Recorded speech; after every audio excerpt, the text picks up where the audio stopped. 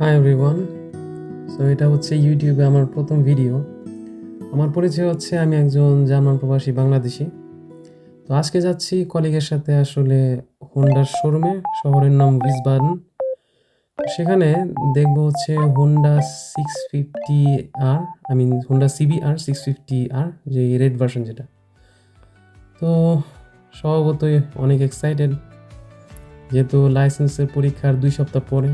তো এখন অপেক্ষা হচ্ছে বাইকটা কিনে বাইকটাকে বাসায় নিয়ে আসা পর্যন্ত।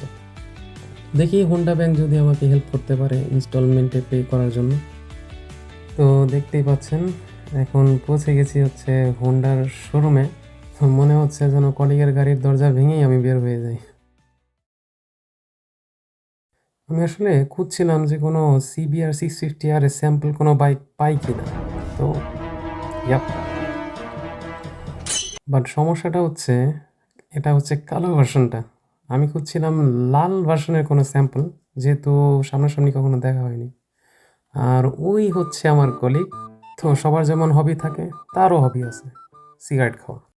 তো সবশেষে এখন হোন্ডার নিজস্ব ব্যাংক, সেটাই এখন ভরসা। So finally we are successful. Honda bank আমাদের ইনস্টলমেন্টে পে করার যে ব্যাপারটা সেটা অ্যাগ্রি করছে। তো বাইক পাওয়া মাত্রই আমি আমার অনুপ্রেরণার জায়গা অর্থাৎ বাইক বিডিতে প্রথম পোস্টটা করব। তো ধন্যবাদ সবাইকে।